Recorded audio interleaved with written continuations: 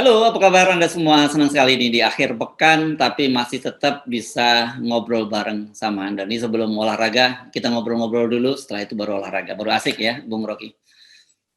Ya, setiap kali akhir pekan kita berpikir udah akhir rejim.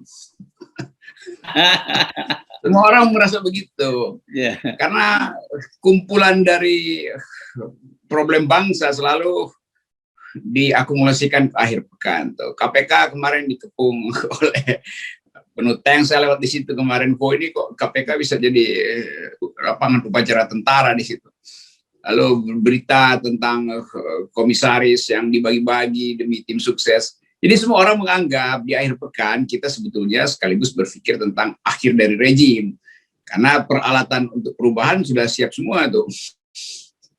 Iya. Agak ironis ya kita melihat tiba-tiba gedung KPK yang selama ini jadi aspirasi rakyat justru dibentengi dari rakyat. Betul Anda tadi sebut, bukan hanya mobil barakuda polisi, tapi tentara juga diturunkan, Satpol PP diturunkan gitu. Yang saya nggak lihat kemarin Hansip sama Satpam yang diturunkan di situ. Iya, saya masih ngobrol dengan mahasiswa UI, BEM yang mau demo, tapi akhirnya mundur sebelum karena pagi-pagi udah lihat jam-jam berapa, jam 11 apa, udah ada pagelaran di situ. Jadi mahasiswa juga menganggap ya udahlah nanti aja tuh. Jadi tetap ada persiapan demo walaupun di situ ada sepasukan tentara, polisi segala macam. Kan ajaib itu gedung merah putih. Yang harusnya biasakan saja orang demo di depan gedung itu karena memang kasusnya lagi membutuhkan pikiran publik supaya terbuka itu. Tapi kalau ditahan juga demonya tuh Najwa Shihab bisa wawancara tokoh-tokoh yang kemudian membeberkan bahkan lebih dahsyat. Tentu ada cerita yang berlapis-lapis yang masih disimpan oleh novel dan teman-teman. Jadi nggak mungkin orang sekedar dihalau melalui kekuatan bersenjata di depan KPK. Karena dunia cyber itu bisa menerobos barikade polisi dengan bikin jumpa pers di tempat yang lain. Itu sebetulnya soalnya. Tapi tetap ada sinyal bahwa kekuasaan sebetulnya melemah. Karena udah mulai pamer peralatan perang, itu artinya kekuasaan melemah. Oke, yang menarik selama ini kan mereka mencoba membuat stigma radikal Taliban, begitu ya. Karena ini mereka sangat paham ada pembelahan dalam masyarakat. Tapi kelihatannya strategi ini gagal total karena kemarin kan mereka juga bertemu dengan PGI, Persekutuan Gereja Indonesia, dan PGI juga minta agar Presiden Jokowi turun tangan menyelesaikan ini. Jadi skema ini berantakan kelihatannya, Bung Rocky, membuat stigma Taliban dan radikal. Karena setahu saya ini bukan hanya persoalan pembelahan di dalam negeri, stigma radikal dan Taliban ini pasti berkaitan dengan dunia Barat kan gitu. Barat begitu dengar wah ada Taliban dan radikal pasti mereka tidak akan dukung KPK. Tapi semua berantakan sekarang kelihatannya. Karena itu ini kan operasi intelijen yang terlalu terarah pada satu kelompok. Akhirnya publik membaca itu bahwa nggak mungkin kalau cuma soal radikal. Pasti ini satu paket persiapan pemilu 2024. Jadi rakyat udah lihat bahwa ini KPK akan dihidupkan kembali dan diisi dengan pejabat-pejabat baru dan sebut aja reserse baru untuk memata-matai partai politik lain yang punya potensi korupsi.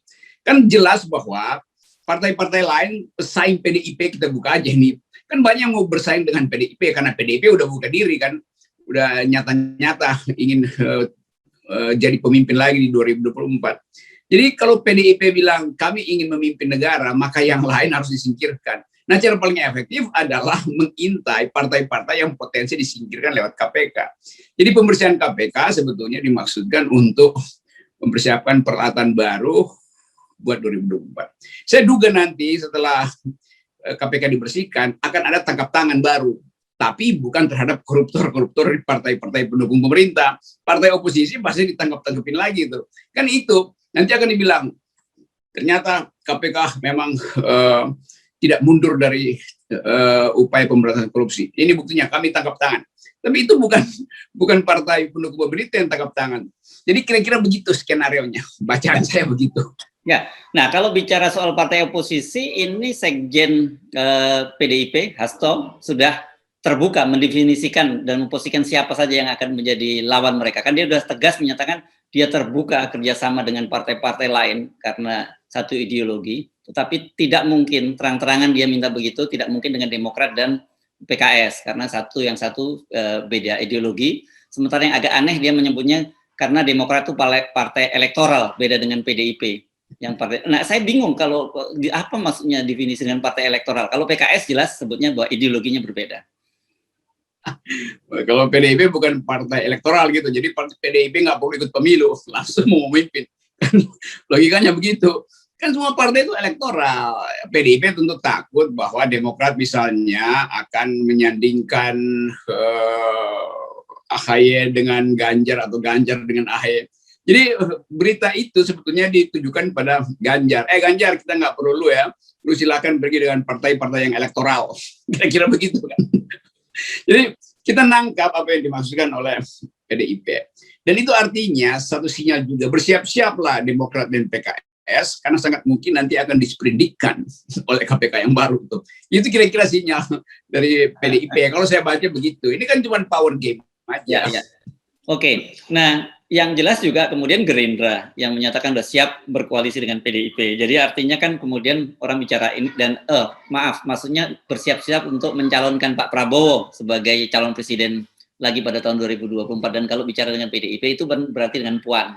Itu kan kira-kira skenario-nya. Jadi lagi-lagi memang Ganjar juga sudah tutup buku ya. Lu mau jadi orang baik-baik saja atau gua harus triningsihkan. Gitu kira-kira kan begitu polanya. Itu terbaca psikologi kecemasan PDIP ya. Sejak awal mau ikut Prabowo, saya juga nggak yakin tuh Pak Prabowo bisa betul-betul diikat dalam koalisi dengan Puan. Ini politik yang betul-betul cair, dan Gerindra juga menganggap kita yang tentukan, bukan PDIP yang tentukan. Kan di dalam pertandingan politik sekarang, Prabowo tuh tinggi sekali potensi jadi presiden itu. Lepas dari like and dislike, hitungan macam-macam, tapi dia paling tinggi.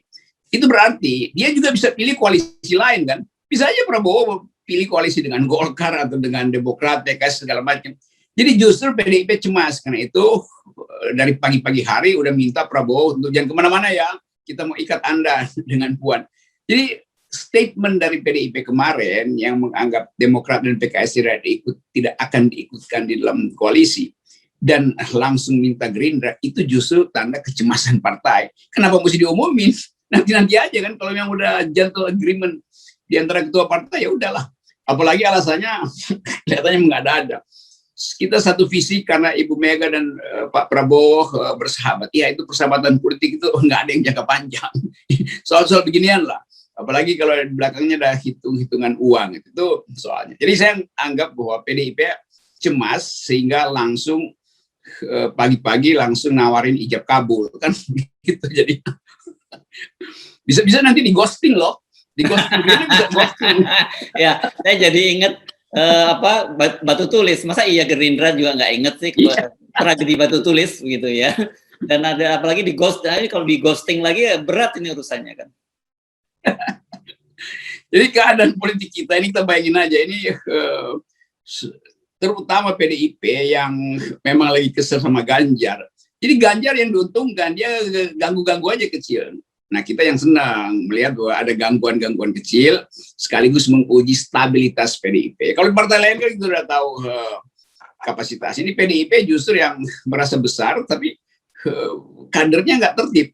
Kan intinya tidak ada kaderisasi di PDIP. Karena itu Ganjar melihat dia bukan kader PDIP sebetulnya. Kalau dia kader, dia nggak akan lari sendiri. Jadi Ganjar sebetulnya udah bukan kader. Dari pengertian konseptual, kader itu tidak boleh menyatakan diri sebelum dipilih oleh ketua umum. Jadi sebetulnya sudah membalelo saudara Ganjar. Dan itu pertanda bahwa keretakan di PDIP akan membesar. Pasti membesar. Ya, dan yang menarik itu saya menemukan sebuah kartun di media sosial gitu, ada disebutkan ada figur seperti digambarkan seperti Puan yang mempersoalkan Ganjar sebagai pemimpin tuh jangan main di media sosial, harus turun ke rakyat. kemudian dijawab gitu. Daripada pimpinan partai turun temurun, dijawabnya begitu. Itu satu kalimat itu udah membuyarkan seluruh konferensi pers PDIP kemarin yang memamerkan koalisi dengan Gerindra. Itu udah selesai itu.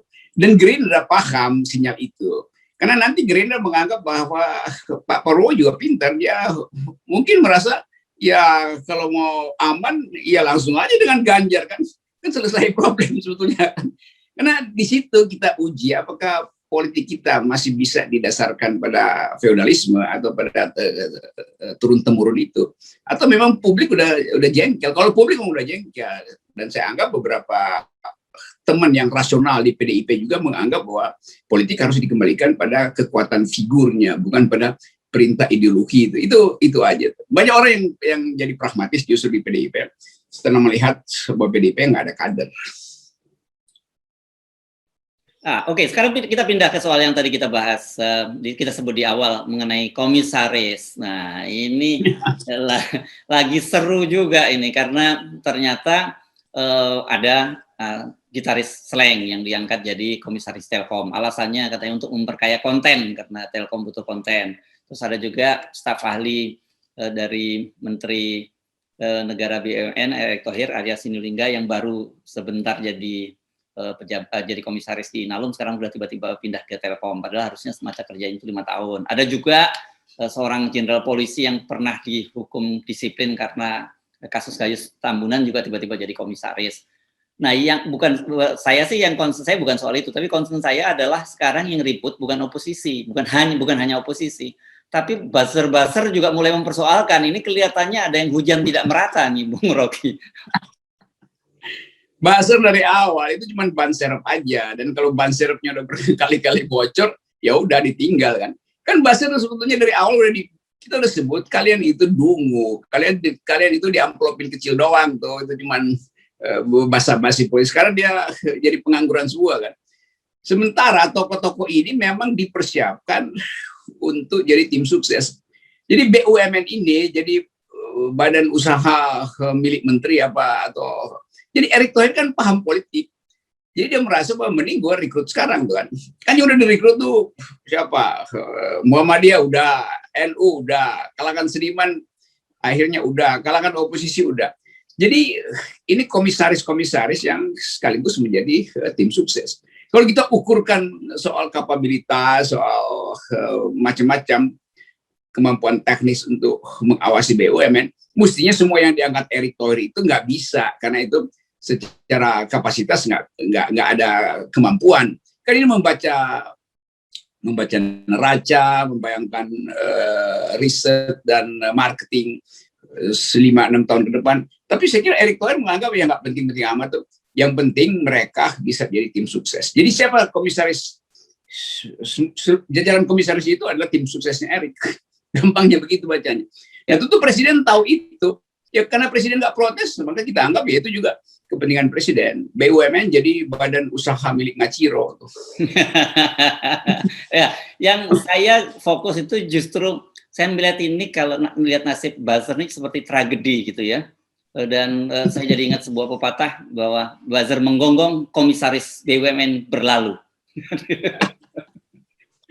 Dan dia menggonggong minta rumah-rumah aja tuh. Jadi kemampuan buzzer ini akhirnya terlihat bahwa itu disuruh menggonggong doang tuh, bahkan dilemparin rumah-rumah enggak tuh kan nggak ada penting-pentingnya lagi kan. Jadi memasuki tahun depan itu konfrontasi akan terlihat di antara partai-partai yang berupaya untuk menghidupkan kembali Indonesia dengan etika politik dan partai-partai yang udah rakus menunggu kekuasaan baru. Jadi kita nggak punya lagi semacam pegangan etis untuk mengendalikan kekuasaan. Nah karena itu masyarakat sipil juga sudah sedang bersiap-siap untuk ya demo lagi. Kan cuma itu yang terjadi tuh. Nah tentu orang menganggap bahwa apakah bisa mahasiswa turun lagi? Ya pastilah. Mahasiswa tuh nggak mungkin berhenti, dan saya bisa baca itu dari undangan-undangan webinar segala macam yang menunggu momen aja tuh. Saya melihat kecuali Erick Thohir juga mau kira-kira 30 BEM se-Indonesia itu ketua-ketuanya dijadiin komisaris. Dan itu buzzer akan marah lagi tuh. Ya. Nah, saya melihat ya isu KPK ini bisa menyatukan publik, terutama di kalangan akademisi. Banyak yang kembali mereka akal sehatnya muncul kembali melihat fakta-fakta ini. Dan kemudian juga tadi kita lihat pembelahan juga berhasil diatasi. Persoalan radikal ternyata tidak mempan untuk PGI. Nah, demikian juga dengan komisaris BUMN ini. Saya lihat ini kelihatannya ada potensi buzzer bisa bersatu lah sementara dengan para oposisi untuk unjuk rasa mengenai BUMN ini. Jadi kepentingan sesaat gitu bisa terjadi. Bisa, itu kepentingan besar dengan maksud kecil gitu kan. Karena buzzer, Erick Thohir juga pasti akan angkat buzzer ketika buzzer betul-betul suaranya udah signifikan untuk membongkar kasus pengangkatan komisaris ini oleh Menteri BUMN. Jadi siap-siap buzzer gerakkan semaksimal mungkin kekuatan Anda supaya satu di antara Anda bisa dijadiin komisaris di perusahaan yang terpencil, mungkin nggak ketahuan di sini dengan yang penting ada duit kecil-kecilan. Jadi itu masalah duit kecil-kecil. Buzzer kan bisa hidup dengan duit kecil itulah. Karena memang dia cuma mau merengek duit kecil. Kalau mau duit besar mesti pakai otak. Nah, buzzer tuh otaknya nggak nyampe untuk hal-hal yang fundamental dalam politik. Ya. Jadi dia tetap peralatan aja di buzzer. Ya buzzer peralatan doang. IQ-nya kan digabung-gabung. Mungkin sekarang udah tinggal atau meningkat IQ-nya karena kolamnya diperlebar tuh. Tapi tetap sekolam. Tapi saya lihat gini, bagaimanapun kenapa tadi saya nyebut tragedi, kan kalau dalam faktanya ini dibandingkan dengan tim sukses misalnya yang sering pasang badan gitu bertempur langsung ini kan memang para buzzer gitu ya. Ya, jadi sebenarnya wajar lah kalau mereka merasa kan gue langsung yang tertempur di lapangan, kok kenapa orang-orang yang duduk di belakang meja yang jadi tim sukses yang dapat duduk kedudukan. Ada sih yang Anda sebut tadi satu buzzer misalnya kemarin yang di Pelni yang akhirnya ketika dia jadi komisaris dia ngurusin soal pengajian online gitu. Nanti juga dipanggil lagi tuh kira-kira setahun sebelum 2024 buzzer dikumpulin lagi, kumpul lagi. Kan itu tema mereka. Kita kumpul lagi, kita kerja lagi, kita tempur lagi kan itu. Ya, jadi tunggu aja panggilan. Ya. Dia juga nggak bisa ngapa-ngapain. Ini buzzer ini kan nggak bisa pindah jadi oposisi kan. Oposisi juga geli terima buzzer-buzzer dungu ini kan. Jadi udahlah itu kalau cacing ya udah menggeliat-geliat aja tuh sambil nunggu tanahnya gembur lagi tuh. Nah, gemburnya itu nanti tunggu 2024. Jadi buzzer udah tiarap dulu dan jadi nasib buzzer itu dia mau berkoar-koar juga nggak akan dianggap. Lain kalau yang influencer ini yang tokoh-tokoh yang punya peralatan kultural, punya peralatan LSM. Jadi begitulah kita melihat bahwa politik Indonesia dari hari ke hari mengalami pembusukan. Karena arogansi naik, etika jadi tumpul. Oke, jadi satu tip dari Bung Rocky Gerung untuk para buzzer hari ini bersabarlah. Dan saya kira saya tambahin lagi selain bersabar banyak berdoa gitu. Dan kemudian yang ketiga banyak. Jadi saya justru yang paling menderita memang teman-teman buzzer ini kan. Kita sebutnya teman-teman buzzer gitu karena kita sedikit peduli sama mereka tuh. Ya mudah-mudahan ada rezeki dari Erick Thohir yang bisa dijadikan dibagi-bagi, dipecah-pecah sebagai permen buat penghilang dahaga sementara. Tapi kalaupun cuaca politik berubah ya buzzer ini juga tersingkir. Jadi begitulah nasib buzzer. Saya aminkan, buzzer tetap buzzer. Saya aminkan doa Anda untuk para buzzer. Baik, terima kasih. Sip.